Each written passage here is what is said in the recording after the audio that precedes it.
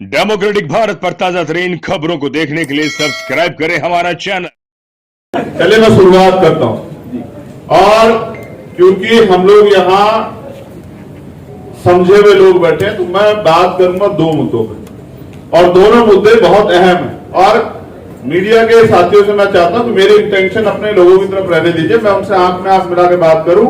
इसको जो है ये समझिए कि कैडर है, हमारा कैडर सिस्टम है, इसमें अब आप मदद कराएं। आपसे ही कह रहे हैं सर, थैंक यू।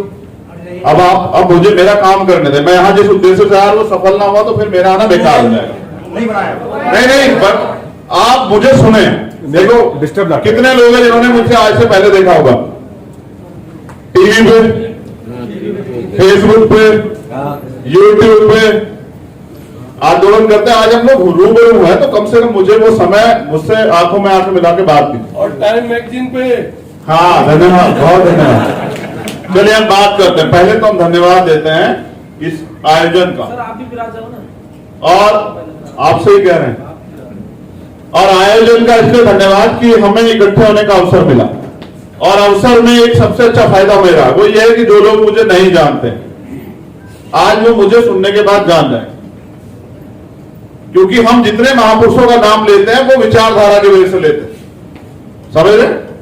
अगर उन्होंने कोई रास्ता ना दिया होता, विचारधारा ना दी होती, कुछ किया ना होता तो शायद हम उनके नाम नहीं लेते। ये करवा सकते हैं। और आज हम लोग, मैं अपनी बात को शुरू करता हूं कि पहले तो वो लोग जो जगे हुए लोग, और दूसरा वो लोग जो जिनको जगाया जा रहा है, यानी कि पहले से समझदार लोग, तैयार हुए लोग, और आज जो लोग जगाने के लिए मैदान में हैं। अगर ये दोनों ताकतें मिल जाए तो यानी कि अनुभव और जुनून, जोश अगर मिल जाएगा तभी क्रांति जो है वो जन्म ले। इसके बिना कोई रास्ता नहीं क्रांति के, क्रांति जन्म ले। अब गौर पे, मेरी बात पे गौर कीजिए। मैं बस माफी चाहते कहूंगा, ताली मत बजाएगा। ताली बजाने से क्या होता है कि मोमेंटम आपका टूट जाएगा। बस आप ताली में बिजी हो जाएंगे। और पिछले लंबे समय से हम यही तो कर रहे हैं। नाश्ता कोई ताली हम बजाते हैं, तमाशा देखने वाले बन गए हम लोग। जब क्योंकि हम कहीं है ही नहीं तो हम तमाशा ही देख रहे हैं ना। विश्व रतन, करुणा के सागर तथागत गौतम बुद्ध, संत शिरोमणि सदगुरु रविदास जी महाराज, भगवान वाल्मीकि महाराज, गुरु नानक देव, संत कबीर, ये एक रास्ता है। जब आप जानते हैं, समझते हैं, तब आप मानते हैं, ये नियम। लेकिन हमारा क्या है कि हम लोग मानते हैं, ना जानते हैं, ना समझते हैं, और इसका नुकसान हमें उठाना पड़ा। फिर छत्रपति शिवाजी महाराज, छत्रपति साहू जी महाराज, राष्ट्रपिता ज्योतिबा फूले, मां सावित्रीबाई फूले, मां फातिमा शेख, पेरियर लल्लई यादव। मैं ये नाम पहले इसलिए ले रहा हूं क्योंकि अब जो नाम आने वाला वो एक अपने आप में इतिहास है। पेरियर रामा नायक स्वामी, संत गाड़गे जी महाराज, गुरु नारायण स्वामी, बाबू जगदेव प्रसाद कुशवाहा, जननायक कपूरी ठाकुर, अपने अपने समय में सब लोगों ने परिवर्तन की लहर चलाई और कुछ किया। मान्यवर दीना भाना वाल्मीकि साहब,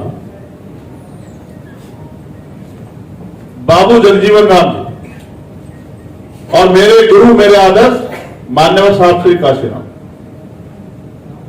इतने लोगों का मिक्सअप,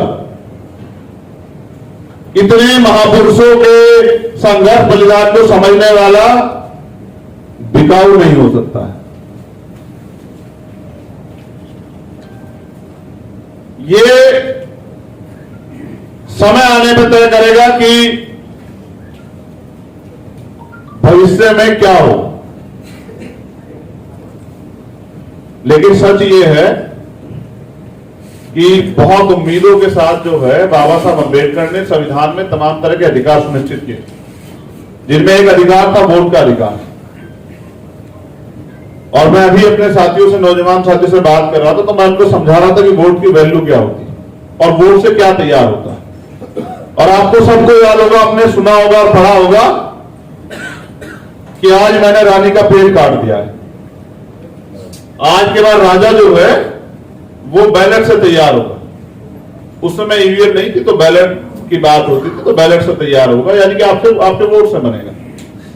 और ये एकमात्र अधिकार समझिए, सब पे बात नहीं करेंगे आज। इसको दिलाने के लिए बाबा साहब ने कितनी तरह के अपमान से, कितनी तरह से लोगों को प्रभावित किया, कितनी बड़ी जो कॉन्स्टिट्यूशन सभा थी कितने लोगों की थी, और उस सबको बाबा साहब ने इस बात पर सहमत किया कि देश के प्रत्येक बालिग व्यक्ति को वोट का अधिकार मिलेगा। और उन्होंने कहा 1 वोट 1 वैल्यू। तब जाके हम लोग वजूद में आए। कैसा वजूद कि आज किसी भी जाति धर्म का व्यक्ति हो, चाहे वो अंदर से कितने नफरत रखता हो हमसे, लेकिन जब चुनाव आता है तो हमारे पास आता है और हमारी मां को दादी, चाची, अम्मा, ताई सब बताता, पैर छूता, हमारे घर में बैठ के खाना भी खाता, हमें तमाम तरह के प्रलोभन देता है, अपना रिश्तेदार बताता है, और क्या करता है वो हमें ठगने का काम करता है, हमारी वोट लेने का काम करता है। और उस समय क्योंकि इतने सदियों से प्रताड़ित, अपमानित किए गए समाज को अगर कोई उनके पैर छू लेता है, उनको लगता है कि भाई ये तो मेरा बहुत सच्चा हितैषी है और इसको मुझे वोट करना चाहिए। लेकिन बड़ा सवाल यह है कि वोट का अधिकार जो है वो अभाव प्रभाव में नहीं दिया जाता। वोट तो काशीराम साहब ने सिखाया, आपको याद होगा कि वोट की सुरक्षा बहन बेटी की रक्षा करनी है, ना बिगड़े वाला समाज। लेकिन आज हमें लगता है कि जो लोग इतने लंबे समय से वो व्यवस्था चला के हमें जिन लोगों ने कमजोर बना के रखा, हमारा भाईचारा तोड़ के रखा, आज वो हमारे रहनुमा हो गए। कभी भी शोषक जो है शोषित का रहबर नहीं हो सकता है। जिन्हें शोषण करने की लत लगी हो, जिनके अंदर बीमारी हो शोषण करने की, वो आपके बराबर में बैठ जाए तो आप ये ना समझे कि वो आपके जो है रहनुमा है, आपके साथी हैं, वो आपके साथी नहीं है। मैं पूछना चाहता हूं, सोचिए एक बार, कोशिश करके देखते हैं कि सोचिए वोट का अधिकार हमसे खत्म हो गया है। अब आएगा कोई आपके मोहल्ले में या पूछेगा कि क्या हाल है गरवा जी, मेघवाल साहब क्या हाल है, अरे प्रजापति जी क्या कर रहे हैं, क्या आपको कोई काम तो नहीं है, चौधरी साहब, सब जीरो हो जाएगा।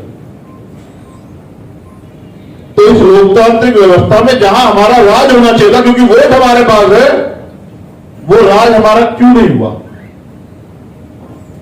अभी एक सज्जन जो है वो मीडिया से हैं और वो कह रहे थे कि आप वोट करके पार्टी बनेंगे, आप अपने बेटे का भविष्य नहीं बता सकते। सर, मेरा भविष्य क्या बताएं और इस समाज का भविष्य क्या बताएंगे। आप उस ज्योतिषी की तरह बात ना करें जिसको अपना नहीं पता हो, कुछ नहीं देर में उसकी गाल पे चांटे पड़ जाएंगे मेरे जैसा व्यक्ति हो। मैं ये बात इसलिए कह रहा हूं, समझने की बात है कि आदमी जो है वो ना चीजों की गहराई समझता है और ना ही वो चाहता है कि कुछ नया निर्माण। और शायद आप भी नए निर्माण से डरते हैं। हमेशा टूटने का मतलब बिखराव नहीं होता है। जब कोई पीठ टूटती है तो नया निर्माण भी होता है। सबूत है, जब किसी अंडे को तोड़ा जाता है, जो टूटता है, तो उसमें से एक नया जीव निकलता है और वो नया जीव फिर एक नए निर्माण की तरफ बढ़ता है। तो बहुजन मूवमेंट में बिखराव है कोई चीज मेरी वजह से नहीं हुई है, क्योंकि मैंने तमाम तरह के प्रयास किए थे कि हम लोग एकता बना के रखें। कुछ लोग घमंडी हो गए, उनको लगता है कि वो मालिक है, ये राज व्यवस्था है जिसमें उनको लगता है कि उनका बेटा ही हो सकता है जो समाज का भला कर सकता है। ऐसा होता है तो बाबा साहब के बेटे जो हैं इस देश को चलाते रहते हैं, जिसका दुनिया में कोई सार नहीं है, जिनका दुनिया में कोई बराबर नहीं करता बाबा साहब अम्बेडकर का, उन्हीं के परिवार के लोग चलाते रहते हैं। देखिए, हम आंदोलन के लोग हैं, मैं किसी की बुराई नहीं करना चाहता, मुझे कोई अधिकार नहीं, सबने अपने अपने समय पर काम किया है। लेकिन क्या आप ये बताएं बाबा साहब अम्बेडकर का सपना पूरा हो गया है? नहीं। क्या माननीय काशीराम साहब का सपना पूरा हो गया है? देखिए, मैं दो चीजों का आपका गौर लेकर जाता हूं। एक नारा था उनका कि आरक्षण से लेंगे एसपीडीएम और वोट से लेंगे सीएमपीएम, और अगर आपको अपना सीएम बनाना है पहले अपने डीएम बनाओ। पुराने कैडर के लोग होंगे वो जानते होंगे। और अगर आपको अपना पीएम बनाना है तो फिर पहले अपने सीएम बनाओ। एक सीएम से पीएम नहीं बनता है सर। पीएम बनाने के लिए चाहिए आपको 282 सीटें जीती हुई, और उसके लिए लड़नी कितनी पड़ेगी।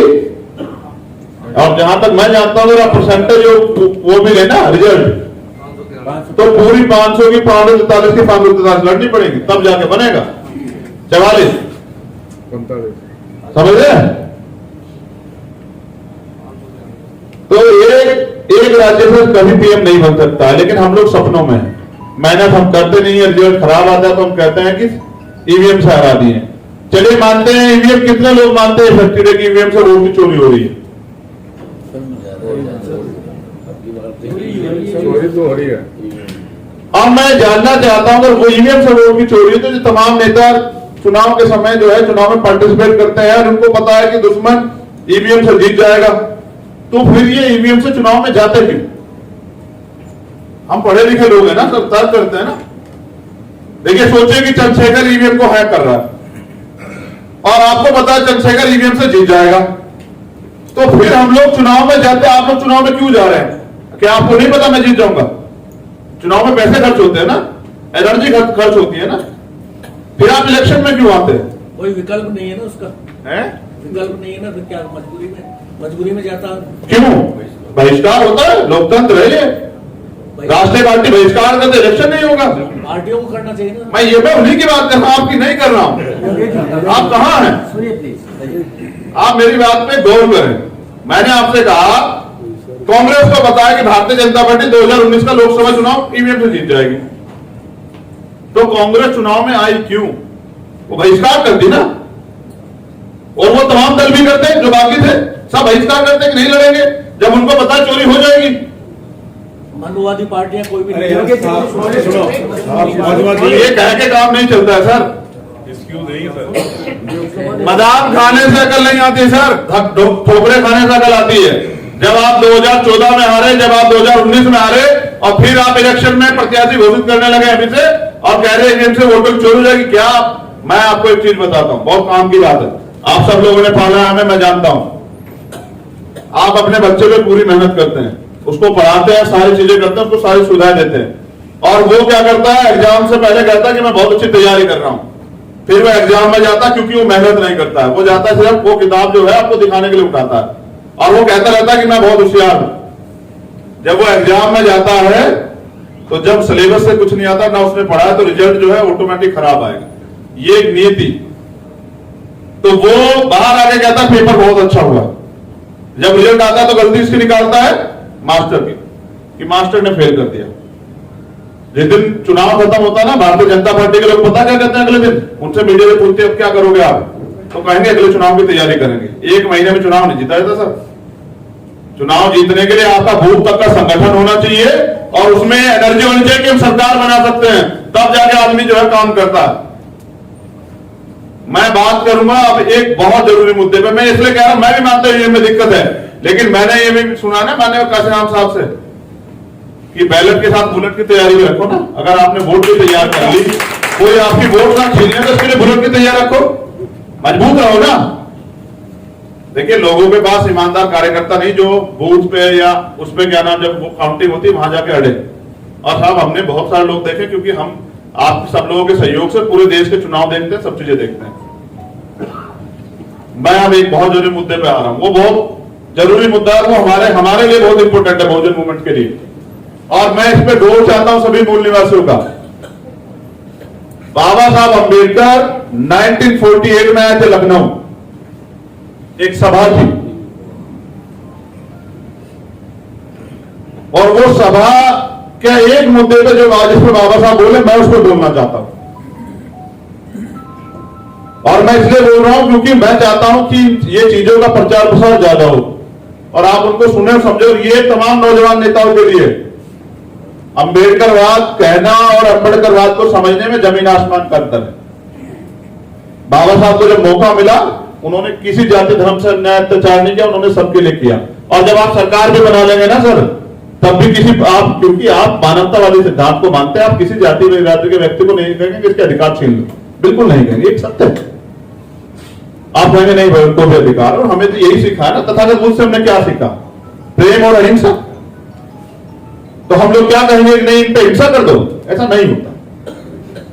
मगर हमें चाहिए राजनीतिक शक्ति का निर्माण, और वो कैसे होगा? वो होगा SC, ST, OBC और माइनॉरिटी की एकता से। सर मैं सवाल जवाब के लिए नहीं हूं सर, अभी मैं अपनी बात कह रहा हूं।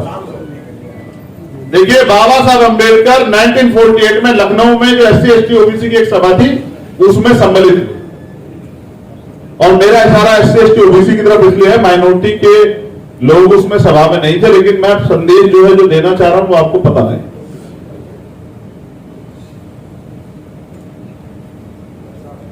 बाबा साहब अंबेडकर ने बताया कि लोकतंत्र जो है वो 99% सहमति का काम नहीं,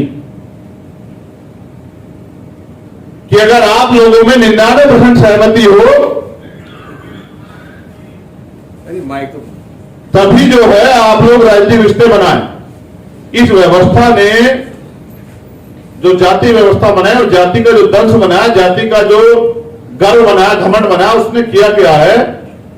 उसकी वजह से पिछड़े वर्ग के लोग जो है दलित समाज के लोगों के साथ मिलकर राजनीति नहीं करना चाहते। उनको लगता है कि अगर हम दलित समाज के लोगों के साथ मिलकर राजनीति करेंगे तो हमारी सामाजिक हैसियत जो है वो गिर जाएगी।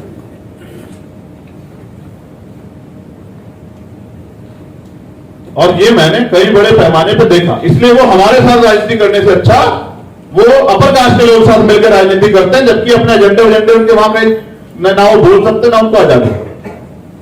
और इसका सबूत है 131 MP सदन में SC, ST के जो वहां होते भी एक मुद्दे पे नहीं बोल सकते हमारे। मैं फिर वापस आके बताना चाह रहा हूं आपको कि बाबा साहब अम्बेडकर कहते हैं कि अगर लोकतंत्र में 51% सहमति बहुत होती है, अगर 51% मुद्दों में हमारे विचार आपस में मिलते हैं तो हमें मिलकर राजनीति करनी चाहिए। आप समझिए, लोकतंत्र को समझ तो लीजिए ना, 100% वोट, अगर 51% आपके पास है तो कौन जीतेगा? वो जीतेगा, इसके बाद 51% है। बाबा साहब अम्बेडकर कहते हैं कि मैं पिछड़े वर्ग के लोगों से उनकी धार्मिक पहचान नहीं छीनना चाहता हूं, ना ही मैं इस बात का भी वो करता हूं कि वो हमसे रोटी बेटी का रिश्ता करें। मैं बस ये चाहता हूं कि क्योंकि पिछड़े वर्ग के लोगों के और दलित समाज के लोगों की जो राजनीतिक समस्या है, अधिकारों की जो लड़ाई है वो एक जैसी है, उनकी हालत भी एक जैसी है, तो उनको मिलकर राजनीतिक संबंध बनाने चाहिए और इस देश की सत्ता पे जो है अपने आप को काबिज करना चाहिए। अब हमारा जो ये जो नया अम्बेडकरवाद आया वो कहता है अरे पिछड़े वर्ग के लोग तो भाई बाबा साहब को नहीं मानते, वो तो इसको नहीं मानते, वो तो धर्म की बात करते हैं। भाई आप कौन होते हैं जब कॉन्स्टिट्यूशन का आर्टिकल 25-26 है, आप कौन होते हैं किसी का धर्म छीनने वाले? क्या तो आप बाबा साहब को नहीं मानते? बाबा साहब ने कॉन्स्टिट्यूशन में आर्टिकल 25-26 दिया ना। कोई वकील साथी होंगे तो आप जानते होंगे 25-26 में लिखा है धार्मिक आजादी। भाई कोई किसी धर्म को माने, आप तो अपने बेटे की सुख का वो नहीं कर सकते हैं। हमें इस देश में राजनीतिक सत्ता में आने के लिए बैकवर्ड के लोगों के, माइनॉरिटी के लोगों के सहयोग की जरूरत है। इसलिए हमें चाहिए कि हम उनके साथ संबंध बनाएं, राजनीतिक संबंध। और ये भी आप जानते हैं ना, अभी तो शेड्यूल कास्ट के लोग भी पूर्ण रूप से अम्बेडकरवाद के लिए तैयार नहीं हुए। हम अपने घरों के हाल नहीं जानते क्या? तो मैं अपनी मतलब परिवारों की बात हम कर रहा है। अगर आप घर में जाके अपनी बीवी से या बेटी से कह रहे तो वो अगर नहीं जानते तो कहेगी अपना काम कर लो, और तुम अपना काम करो मैं अपना काम करूं। भाई लोकतंत्र है, बराबर के अधिकार है उनको भी। मैं बात इसलिए कह रहा हूं कि हमें राजनीतिक शक्ति का निर्माण करने के लिए अब शेड्यूल कास्ट और बैकवर्ड के लोगों के वो एकजुट होकर, माइनॉरिटी के लोगों को एकजुट होकर राजनीति करनी चाहिए। और जब ये समाज तैयार हो जाएगा तो मुझे लगता है इसमें बस खेल है हिस्सेदारी का। अगर आप पूरी ईमानदार से उनकी हिस्सेदारी उनको दे तब जाके ये बात आगे बढ़ सकती है। अगर आप सोचे सब अपने पास रख लें, मैं सिद्धांतिक बात बता रहा हूं, तो कोई आपके साथ नहीं आएगा। और आप अब महसूस कीजिए भारतीय जनता पार्टी के अपने काम को। आप उनके नेता चेक करिए, चलिए राजस्थान में चेक करिए कितने जातियों के नेता उनके पास होंगे प्रदेश स्तर के, और कितने जातियों के नेता उनके पास होंगे राष्ट्रीय स्तर के, और कितने लोगों को उन्होंने टिकट दिए होंगे अलग अलग जातियों में, और कितने लोगों को उन्होंने पदाधिकारी बनाया होगा, कितने लोगों को राज्यसभा और विधान परिषद भेजा होगा। तमाम तरह की उन्होंने वो दी होगी। उनका सिर्फ काम क्या है कि इन लोगों को एक बार इनसे वोट ले लो, इनके नेता दिखा के और बाद में क्या करना है, काम इनका एक नहीं करना है। हर व्यक्ति के पीछे आरएसएस का एक व्यक्ति छोड़ रखा है, मंत्री के पीछे। वो कुछ नहीं कर सकता वहां बैठ के, वो दफ्तर में उससे पहले जाता है और उसके बाद आता है। तो क्योंकि हमारी लड़ाई एक जैसी है, मैं चाहता हूं कि हम लोग जो हैं वो इस काम को आगे बढ़ाएं और शेड्यूल कास्ट, बैकवर्ड और माइनॉरिटी के लोग राजनीतिक एकता बनाएं। और राजस्थान में आप चेक कर लो, चलिए हम एक बार मध्य प्रदेश आपको लेके जाते हैं, आपको पड़ोसी प्रदेश है ना, वहां 7% अपर कास्ट की आबादी है, आप सब चेक कर लो फोन पे अपने, और वो सत्ता में है। और 93% बहुजन समाज के लोग टुकड़े टुकड़े को मोहताज है। अगर सत्ता आपकी है तो सत्ता भगवान तो नहीं है, लेकिन भगवान से कम भी नहीं, ये भी आप याद रखें। एक मरे हुए व्यक्ति को जिंदा नहीं कर सकती सत्ता, अदरवाइज सारे काम कर सकती है। मैं बताना नहीं चाहता, लेकिन आप सब समझदार कि क्या कर सकते सत्ता। मैं जब जेल में था 6 महीने मुझे हो गए, मुझे कोर्ट ने रिलीफ दे दी तो सत्ता के लोगों ने मेरे ऊपर एनएसए लगा दिया और फिर मुझे 10 महीने के लिए फिर अंदर जेल में कर दिया। उस दिन मुझे एहसास हुआ कि राजनीतिक सत्ता में बहुत था। और आप देखिए ना, जिसे मर्जी उठा के जो सरकार के खिलाफ बोले यूएपीए लगाओ, एनएसए लगाओ, जेल में जो झूठे मुकदमे करो। मैं दिल्ली में जामा मस्जिद में था, आपको याद होगा, मैंने वहां कॉन्स्टिट्यूशन का प्रिंसिपल पढ़ा, जो मेरा लोकतांत्रिक अधिकार देश के प्रत्येक व्यक्ति को पढ़ना चाहिए, संविधान के प्रस्ताव होना। पुलिस ने उठाया, जेल भेज दिया और चार्जेस लगा दिए बहुत सारे, दंगा किया, घर जला दिया, ये कर दिया, गाड़ी जला दी।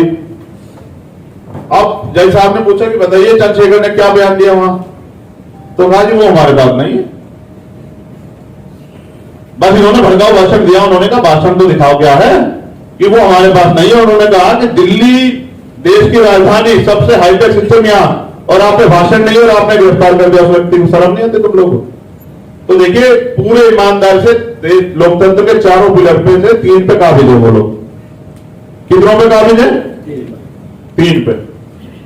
राजनीतिक व्यवस्था उनके पास है, मीडिया पे घोषित कब्जा है उनका, वो किसी मुद्दे से वो हाथरस का कोई भी मुद्दा उसको किधर को मोड़ दे।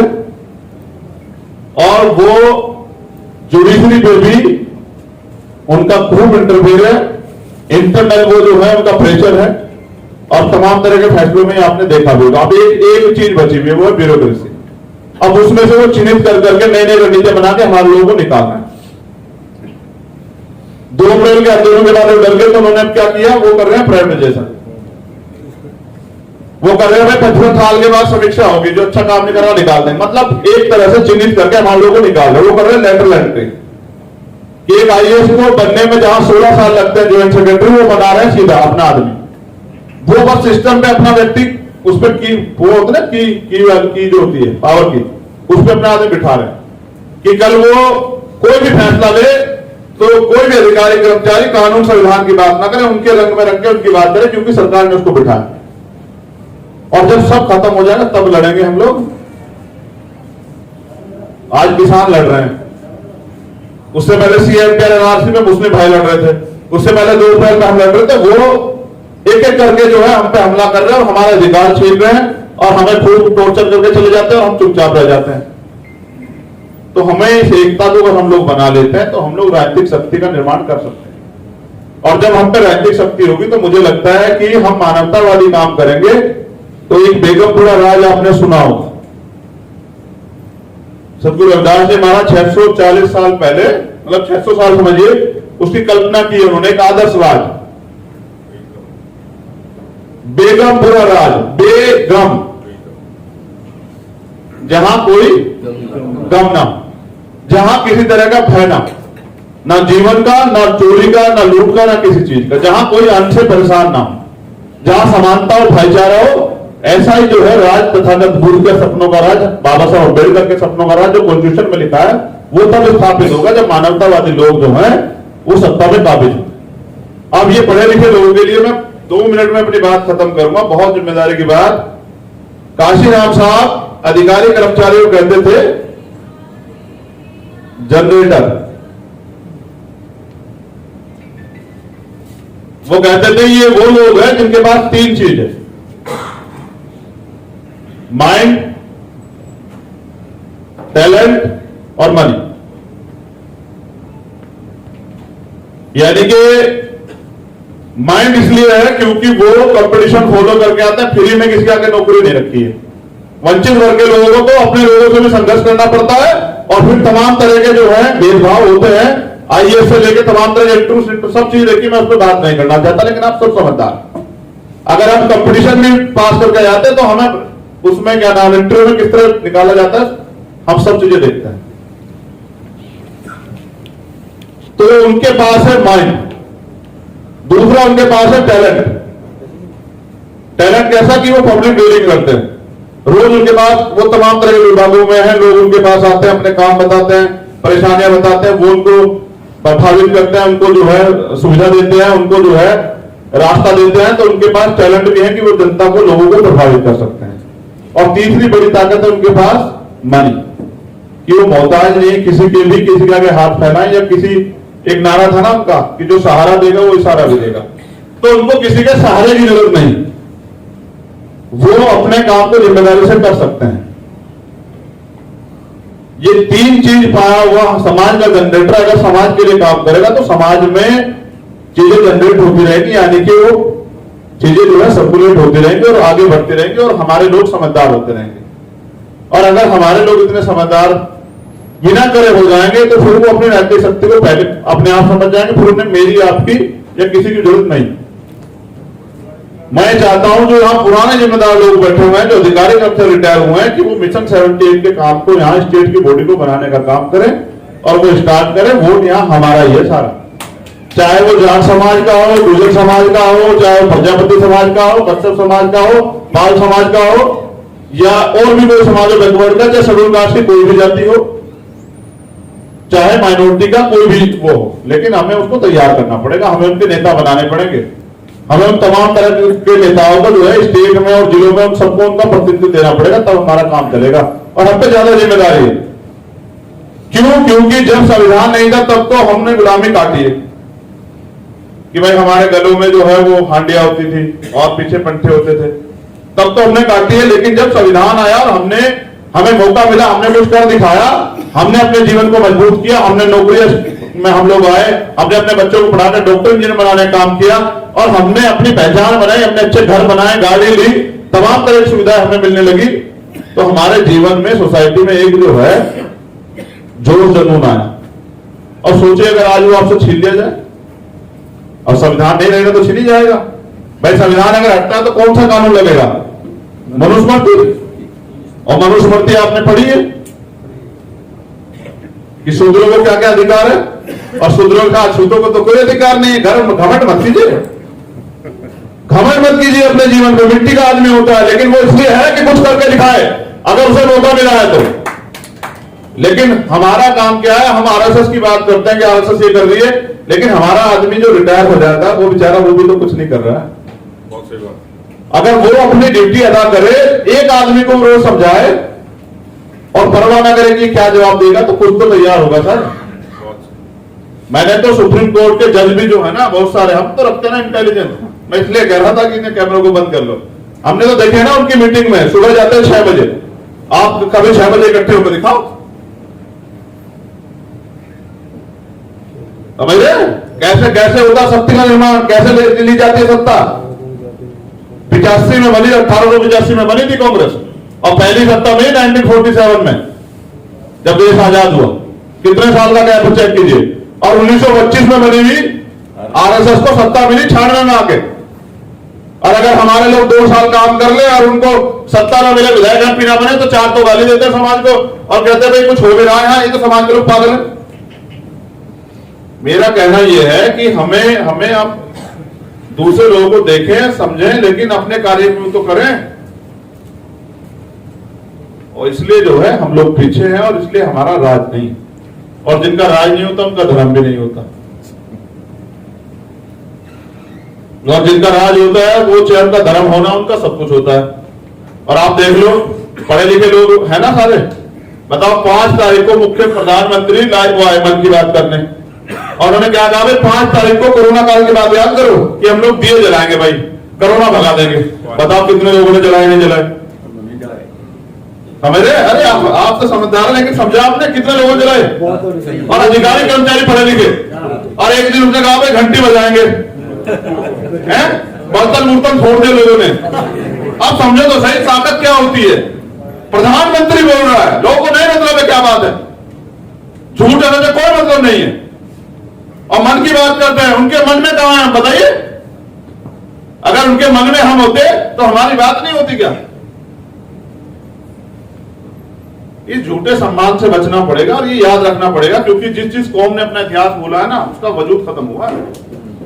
और आज हम अपना इतिहास भूल गए। हमको लगता पहले भी हम ऐसे ही थे, ऐसी मेजें लगती थी हमारे लिए, ऐसे जो है बड़े बड़े गुलदस्ते आते थे, हम लोग पहले ऐसे ही थे। सर ऐसे नहीं थे हम लोग। हमने तो अपनी मेहनत से किस तरह से हमारे लोगों ने, आप तमाम लोगों ने जो बड़े लोग हैं, किस तरह संघर्ष करके जो है नौकरी पाई होगी है तमाम में, और किस तरह के शोषण हमने तो अपने उसमें देखा है, जीती उसमें मतलब होश की जिंदगी में, कि पैर को उसके कहना खाद के पाव के नीचे हमारे लोग हाथ रख दे जाते थे और आज वो साहूकार बैठ जाता था।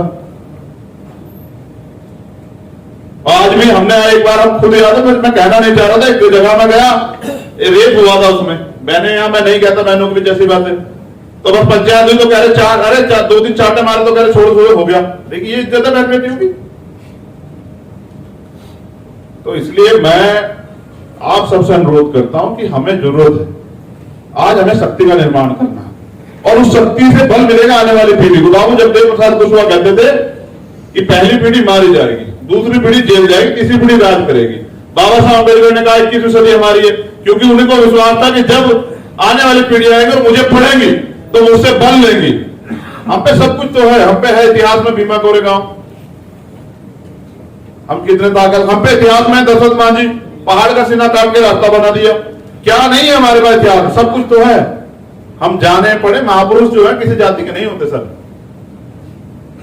इसी देश में जहां आज देखिए राम पे इतना वो हो रहा है, पैरे लल्ले यादव सच्ची रामायण लिखकर सुप्रीम कोर्ट से अपने पास में ऑर्डर हुआ था उनके, हुआ था नहीं हुआ था बताइए, ठीक है ना, सच्ची रामायण लिखी उन्होंने, और आज देखिए राम के नाम पर हत्याएं होती है। बताइए कौन सा भगवान खुश हो जाएगा। तो इसलिए मैं आपसे कह रहा हूं कि आप सब कुछ करें, बस मगर ये याद रखें कि हमें अपनी मूवमेंट भी आगे बढ़ानी। अगर हम अपना तीसरा मोर्चा नहीं खड़ा करेंगे ना, तो ये जो लोग आपसे अच्छी अच्छी बातें करते हैं, ये जो लोग आपको जो है तमाम तरह के जो है भाईचारे की बात करते हैं, ये लोग आपके बचे कुछ हिस्से का भी जो अधिकार है वो भी छीन लेंगे। और इतने दिनों से लूटी तो रहे हैं हम यहाँ। 84 करोड़ लोग ऐसे हैं जिनको सस्ता राशन मिलता है, उन 84 करोड़ में 1% लोग हो सकते हैं जो प्रकाश होंगे बेचारे गरीब, वरना 99% SC/ST OBC माइनॉरिटी के लोग हैं जिनके तनों पे कपड़े नहीं। हम तो जाते ना, राजस्थान में गया, अभी मैं पता नहीं कहां से लौट रहा था, सुनेटा वापस कहां से आए थे अभी हम मनीष, अभी पिछले 10 दिन में कहां गए हैं, कानपुर और किसी दूसरे स्टेट में गए हैं क्या, सुनेटा मेवात में गए थे आप, मेवात में गया, नहीं अभी मैं कहीं गया, मेरे याद नहीं आ रहा। और मैं वापस आया था, विश्वास करो वहां महिलाएं जो थी ना सड़क पे वो थी, बिहार तन पे कपड़े नहीं थे साहब। मध्य प्रदेश छत्तीसगढ़ की स्थिति बहुत बुरा हाल है पूरी बिहार में। जिस समय बाढ़ आती है ना, 3 महीने वो लोग जानवरों से पूरा जीवन वो करते हैं। इतना बड़ा टेंट होता, टेंट भी नहीं होता सर, एक वो तरपाल जिसको हम लगाते हैं, कहीं गांव में लगती थी ना तरपाल, जानवरों के लिए वो तरपाल होती है सड़क के किनारे, वहीं बीवी, वहीं पति, वहीं बच्चे, वहीं पशु पेशाब करता तो उनके मुंह पर गिरता बेचारों के, और खुले में वो बहनें जो है सोच के लिए बैठ जाती है बेचारी। क्या करें, जिंदगी जो है ऐसी बनी हुई है, और हम घमंड कर रहे हैं भैया हमें तो बहुत कुछ मिल गया। बाबा साहब ने जो दिया है ना, आपकी भी जिम्मेदारी बनती है, जो जिन लोगों ने आरक्षण का जरा सा फायदा लेकर जो नौकरी कुछ भी किया, उनकी भी जिम्मेदारी बनती है। किसी का हिस्सा लिया आपने, ठीक है, उधर छोड़ नहीं सकते आप, ठीक है। तो हमें ये सोचना चाहिए, पे बैक टू सोसाइटी को हमें जिंदा रखना चाहिए। सब लोग जो हैं इस बात को समझे कि ये लड़ाई जो है अधिकारों की है। अभी क्योंकि हमारे लोगों के पेट में रोटी नहीं है, मैंने कहीं किससे कही और सच भी है, सरकार ये चाहती है कि ये लोग रोटी के लिए मोहताज रहे। आर्थिक सशक्तिकरण पे कोई काम नहीं हुआ, क्योंकि अगर रोटी की लड़ाई खत्म हो जाएगी तो इंसान सवाल करेगा नहीं करेगा। जब ये खाली बैठे ना, मैं गारंटी देता हूं जितने लोग यहाँ बैठे उनके घर में रोटी की दिक्कत नहीं है, बिल्कुल नहीं है। अगर रोटी की दिक्कत होती तो सर आप यहाँ बैठते क्या, भाषण से पेट करवाई पड़ता है। आप जाते घर और कहते देखो चर्चा जी बहुत सम्मान करता हूं, आपका साथ भी दूंगा, लेकिन बच्चों के लिए रोटी की जरूरत है, समझ रहे। इसलिए मैं कह रहा हूं, मैं आपको मीठी बातें नहीं सुना सकता हूं सर। मैं आपको यहाँ जो है जमूले नहीं कर सकता हूं। मैं मूवमेंट का व्यक्ति हूं और मैंने 19 साल दिए हैं, इसलिए। और आपकी वजह से पता क्या मिला मुझे? आपकी वजह से मुझे एक पहचान मिली है पूरी दुनिया, एक आदर्शवादी पहचान, और पूरी दुनिया में रहने वाले लोग, क्योंकि यहाँ तो पार्सलिटी है। आप समझिए कि मेरी सबसे बड़ी कामयाबी क्या हुई होगी टाइम्स में जी, कि जब दुनिया के स्तर पे जो है मुझे, मतलब मीडिया ने क्या चलाया कि 6 भारतीय मूल के, 5 भारतीय मूल के और 1 भारतीय, मतलब शब्दों का खेल। 5 लोग हैं जो भारतीय मूल के, लेकिन यहाँ से 40-50 साल पहले चले गए कहीं, जैसे मतलब राजस्थान का व्यक्ति जाके यूपी रहने लग जाए, समझ रहे? तो और आप खुश होने लग जाओगे राजस्थान का है। तो मीडिया को लगा कि यार ये शेड्यूल कास्ट का बच्चा, गरीब परिवार, किसी अमीर का भी नहीं, किसी प्रधानमंत्री का या मुख्यमंत्री का पोता भतीजा होता, हम तो वो भी नहीं है। और ये टाइम्स वाले इसको नोटिस कर रहे हैं, इसके काम को। और यहां हमारे लोग कह रहे हैं वोट कटवा तो नहीं हो। हमें ये फर्क है मेंटलिटी का। रूरल कम्युनिटी जो होती है ना, वो चीजों को समझ लेती है। उनका एकमात्र लक्ष्य होता है क्या, सत्ता में रहे, सत्ता के साथ रहे। हमारे लोग सत्ता देखी नहीं बेचारों ने। ठीक है, देखो जैसे आज जब आदमी आईएएस बन जाता है ना, उसकी सोच आईएएस वाली हो जाती है। लेकिन बुरा ये हमारे यहाँ कि वो रिटायरमेंट के बाद भी आईएएस बना रहता है। वो कभी नहीं जाता अपने लोगों के बीच में। सर ये निकालना पड़ेगा। मैं किसी की बुराई नहीं कर रहा हूं, मैं तो आपसे छोटा हूं बहुत, यहाँ बैठे। लेकिन मैं पूरी ईमानदारी से कहता हूं कि हम नौजवानों को इतनी मजबूती से तैयार करेंगे कि हम मनुवादी व्यवस्था की जड़ें हिला देंगे, पूरी जड़ें, और हिलाएंगे कि जब हमें ताकत मिलेगी हम उन्हें उखाड़ के फेंक देंगे। और वही बेगमपुरा राज, प्रबुद्ध भारत, यहां उसका निर्माण के लिए करेंगे। और अगर हम तीसरी पीढ़ी में नहीं, हम दूसरी पीढ़ी के, तो हम मरना पसंद करेंगे, लेकिन झुकेंगे नहीं। और मैंने जो कहा था ना आपके याद, सहारा विशाल, अगर आप करेंगे सहारा तो धन्यवाद है, लेकिन अगर आप नहीं करेंगे तो भूखे पेट चलाएंगे मूवमेंट को, लेकिन बिकेंगे नहीं। क्योंकि हम समझ ना, एक विधायक क्या होता है, विधायक को क्या जानते हैं विधानसभा के लोग, राजस्थान बहुत सारे होंगे शेड्यूल कास्ट के लोग। एमपी को कौन जानता है, लोकसभा के क्षेत्र के लोग या प्रदेश के लोग।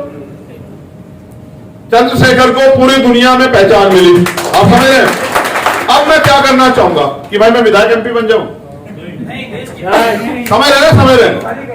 मैं क्या कह रहा हूं, अगर मैं विधायक एमपी बनना या मेरा लक्ष्य कोई पैसा कमाना हुआ, तो मुझसे बेवकूफ आदमी कौन होगा। और ये अगर बनना होता ना, तो सर 2017 में मुझे तमाम पार्टियों ने अप्रोच किया, बस एक हमारी पार्टी को छोड़ दी, जिसके लिए हमने इतना लंबे से संघर्ष किया। उन्होंने नकार दिया, उन्होंने सब पार्टियों ने कहा कि आ जाओ विधानसभा टिकट ले लो, लड़ लो चुनाव। हमने कहा सर नेताओं की बात पे भरोसा नहीं है, तो दोगलेगिरी करते हैं। 2 महीने तक हमारे पैर छूते हैं, 5 साल हम इनके पैर छूते हैं, कुछ नहीं, इनके पास नहीं जाएंगे, राजनीति नहीं करनी। 19 में भी सब लोगों ने कहा लेकिन हम लड़ते रहे, नहीं, हमने गठबंधन करवाया कि भाई हम किस तरह बीजेपी को यूपी में कमजोर करते हैं। और मैं यहां भी आया था, तमाम लोग जानते हैं, ठीक है। लेकिन जब मेरे जैसे व्यक्ति की वैल्यू नहीं, तो आपके जैसे जो गरीब नौजवानों ने कौन पूछ रहा है। और अगर हमारे लोग भी पैसे वालों की राजनीति करेंगे तो फिर कैसे भला होगा बताइए। अमीर को पता है गरीबों की दिक्कतें क्या है। जब वो गरीब अपने ना गली से, उनकी गली से मोटरसाइकिल नहीं गुजरती सही तरह, एक टाइम की रोटी उनको खिंच के मिलती है, उनके भी कुछ सपने होंगे। आपके घर में एसी हो सकता है, कुछ लोग घर में, किसी गरीब के घर में पंखा भी नहीं है। मैंने कही अभी हार्वर्ड में बात, जब मुझसे पूछा जा रहा था, मैंने कहा सर अमीर का कुत्ता भी जो है ना, वो बादाम खाता है, एसी लगी हुई उसके कमरे में। और हम उस समाज से आते हैं, वंचित समाज से, जिनके घरों में पंखा भी नहीं है। पंखा छोड़िए, हमारे लोग घर में छत भी नहीं है। आपने उन्नाव वाला मामला देखा होगा ना, अभी वो 3 बच्चों वाला, 2 परिवारों घर पे पासी समाज के लोग हैं, शेड्यूल कास्ट के, छत नहीं है सर। वो कहते हैं बहन बेटी की सुरक्षा कैसे हो जाएगी, बताए तो सही। तो मैं माफी चाहता हूं, मैंने हो सकता है आपने अपनी बातों से दिल दुखा दिया हो, लेकिन मैं उम्मीद और आशा करता हूं कि आप मुझे एक अवसर जरूर देंगे। क्योंकि एक नुकसान हुआ है, बाबा साहब अम्बेडकर जी जब इस लड़ाई को लड़ रहे थे, हमारे लोगों ने उनका साथ नहीं दिया। और जब मान्यवर काशीराम साहब भी पूरी ईमानदारी लड़ रहे, तब भी हमारे लोगों ने उनका साथ नहीं दिया। क्योंकि हमारे लोग वो करोड़चक ज्यादा करते हैं, धोखा तो नहीं देगा, धोखा तो नहीं देगा, धोखा। इतने में आदमी की उम्र जो है वो उस लायक हो जाती है। संघर्ष है ना सर, ये खूब लाठियां खा रखी है, खूब जो है 18 बार जेल काटी है, खूब तमाम तरह के मुकदमे 90+ हो रहे हैं। तो जिस दिन उसकी हिम्मत टूट जाती है फिर हम कहते हैं, फिर हम आकलन कब करते हैं? देखिए, दूसरा आदमी तो करता है तब। मोदी का आकलन कब किया उन्होंने? आज में बीजेपी के लोगों ने, जो वो सत्ता में नहीं थे। उससे बड़े नेता नहीं थे क्या मोदी से उनके पास? लाल कृष्ण आडवाणी, मुरली मनोहर जोशी, अरुण जेटली, सुषमा स्वराज, नितिन गडकरी, कितने नेता थे। लेकिन समाज उनको कैसे लगा कि हम शासक कैसे बनेंगे? बंटवारे से। और अच्छा विकल्प क्या है? नरेंद्र मोदी तो गुजरात से उठा के लाए, नहीं लाए? उसके नाम पे समाज इकट्ठा किया उन्होंने, लोगों को इकट्ठा किया कि विश्वास जगाई कि भाई ये मुसलमानों का इलाज कर देगा, बस और कुछ नहीं, बाकी कुछ नहीं चाहिए किसी को।